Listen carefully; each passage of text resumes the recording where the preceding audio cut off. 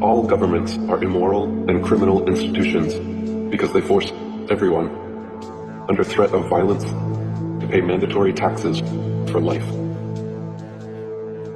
There are hundreds of taxes, from property tax to income tax to inheritance tax. You must pay them all, or else the government will use the power and force of its machinery to seize your bank account, arrest you, and put you in jail. How is that any different than the mafia? Governments demand we pay our dues regularly, promise us we'll be safe and protected if we do, and if we don't, agents come around to shake us down or put us away. If taxes were voluntary, then governments wouldn't automatically be immoral or criminal, because they would be completely funded by donation only. Thus, their very existence limited by voluntarism. Name one thing that governments provide that people couldn't do better, easier, and more efficiently at the community level.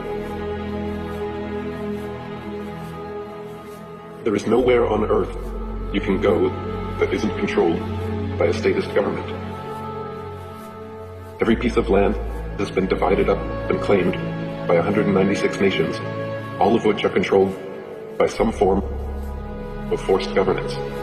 There is nowhere left on earth that sovereign, freedom-loving individuals can go live freely without a mafioso government forcing them to pay taxes and obey laws. All current forms of government initiate and mandate violence and slavery upon their populations. We are all slaves to our governments because every nation forces under threat of violence and kidnapping that we must pay them a percentage of our income. So if the definition of slavery is forcefully taking 100% of someone's income, what is it called when governments forcefully take 60% of someone's income? Is that not slavery? We are taught in school that slavery ended long ago, and it is universally understood that slavery is immoral. But if governments still are forcibly taking even 1% of their population's income, that is still slavery, and even 1% slavery is immoral. The very definition of the word government is mind control, and the vast majority of people worldwide are absolutely mind controlled by their governments, medias, and education systems to believe that their statist government is a moral and altruistic institution that exists for the benefit of the people. The reality is, of course, the opposite. The reality is that all nations are like open-air slave plantations, allowing their servant populations to choose their occupation, giving the illusion of freedom, then swooping in on payday to steal the fruits of your labor. This is why all governments are criminal and immoral, and why the only system of just governance is anarchism or voluntarism. There is no political solution to the problem of government. Voting for a new ceremonial figurehead every 4 years has never, will never, and could never create any significant, lasting positive change, because governments cannot be improved or made moral from within. None of them respect the right of the individual to opt out of being governed.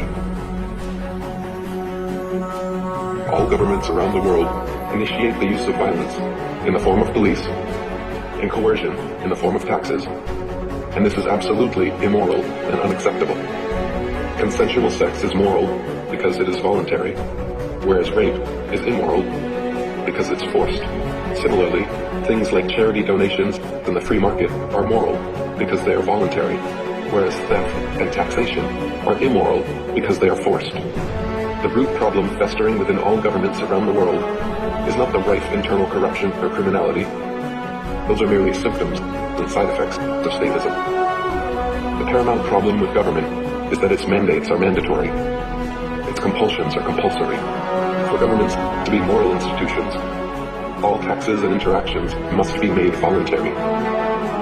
If governments are honestly in existence for our benefit, then they must be voluntary and never initiate the use of violence against their populations.